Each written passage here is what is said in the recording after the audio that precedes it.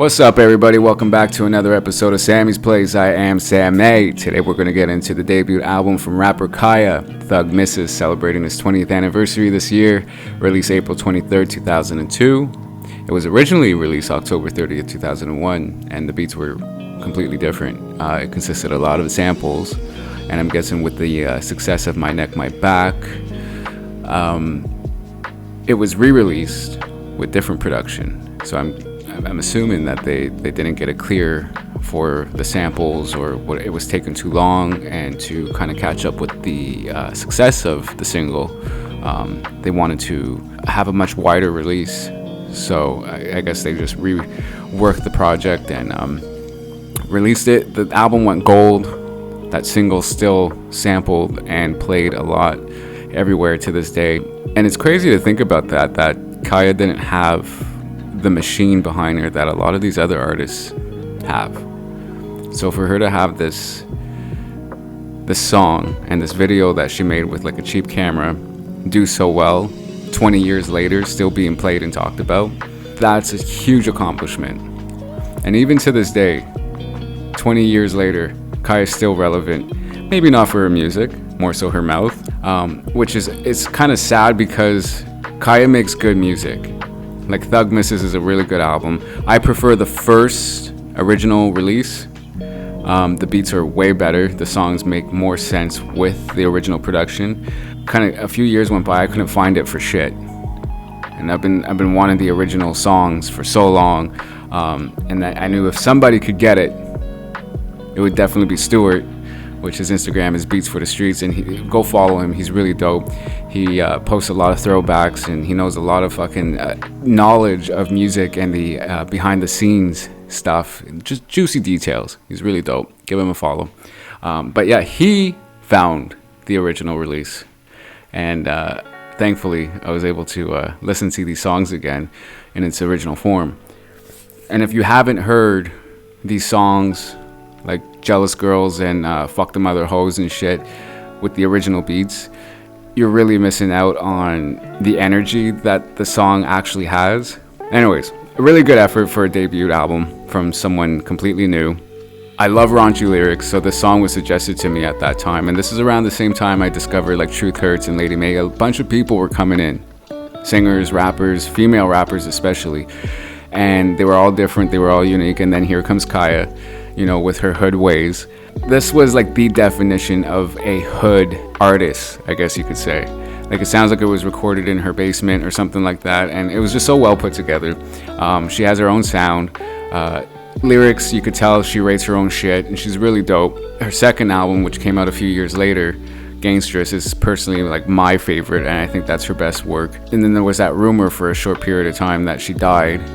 There was quite a few rumors. I just remember the one saying that I think she died of AIDS, which is pretty extreme. But then, yeah, out of nowhere, she drops the second album, and she's completely independent. She had no label behind her, and she still managed to make some sort of noise for her name. She went on that VH1 Miss Rap Supreme, which was a little confusing for everybody, and this is where people started to clown her. Well, people already clowned her because of the ghetto-ness of her material, and like, you know, the artwork from the photos to the fucking videos, and the music itself is just, it's real fucking like hood shit. And then she goes and does this, and it was like I said, confusing, because here's an established artist and you're in this competition with these nobodies. Like, what are you doing? And then the whole respect me scene and shit. Yeah, anyways. But I get it. You know, she even said in response to that it was like free promo. And that, yeah, I guess so. Yeah, shit. I think Khia has great potential, or had great potential anyways. She made it very clear she can make good music. There's that Love Locks album that I really didn't care for, but she stayed consistent with making quality music and really good albums. The beats itself, you know, a lot of it... I hate to say it like this, but it's like cheaply made, but yeah, it fits so well with the whole like hood Khia thing that she does. It's unfortunate though, because her music doesn't get heard or seen. It's her mouth that gets noticed, you know, for both good and bad. People enjoy her for her mouth, but it also ruins a lot of things for her. throughout her career. You know, she had that issue with Janet Jackson with the So Excited song in the video. She was mad because she did a couple of scenes where she had outfit changes and shit like that, and then when the video was all done, it was literally her in like a TV screen. And apparently she wrote a lot more to the song, but I guess JD ended up just almost sampling her in a way, and she wasn't pleased with that. She eventually released the full song of So Excited, which she wrote on one of her mixtapes without Janet.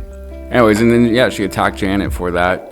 And then again, you know, with Trina, and with the Trina situation, I think it was more so like a personal thing for her, not so much Trina. I think there was some sort of business thing taken away from Khia, and that was given to Trina. Out of Trina and Khia's control, it was probably someone in the middle there, and I think that's where that beef comes from. I don't know. Khia seems to be really on Trina's ass for shit, so it has to be really, you know, deep for Khia. And then she went after Jackie O, you know, Queen of the South thing, the title, who's the true Queen of the South. Jackie O responded. Those were the days where rappers beefed through freestyles and songs and shit like that. And then you had the whole fuck Khia thing at the BET. Was it the BET Awards? Or was it some sort of hip hop awards? Anyways, I mean, Jackie O was there in her Team War Fuck Khia shirts, and Khia was there too. Anyway, so it's just unfortunate. I feel like if Khia's mouth wasn't so loose and she had more control, her music would be more relevant than her mouth. And that whole situation with T.S. Madison, as she was again becoming relevant in a whole completely different way with somebody, with her for doing something she's very skilled at, talking shit, but yet managed to fuck that up. I'm with Khia on this one though, because apparently Nicki Minaj was trying to get in, and then like obviously the pay would be divided, and Khia knows and handles her business. I'll definitely say that about her. She knows how to handle her shit. She's made it this far without a machine behind her, and she's still relevant as fuck. That says a lot. There's not a lot of people, it's very fucking rare, that you can make it 20 years in the game without a label behind you and stay relevant.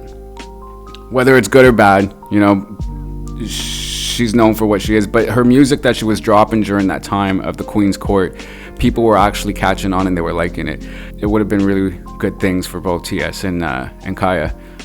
And that mouth, goddamn. You know, she's still doing that thing, talking. I haven't watched it since the split in the Queen's Court, but people still enjoy it. I enjoy Khia for what she is. She's entertaining as fuck. She gets pretty foul when it comes to her criticism on other people, but that's exactly what she's known for these days. And anyways, I think Khia makes great music. She's always been consistent in delivering quality, good albums, not just songs. But if she could actually fucking chart, guaranteed she'd have a lot of hits on her hands. And to be 20 years in the game with no machine behind you and your fucking song, you're this known off of one song, 20 years long, that's to say something. Shit.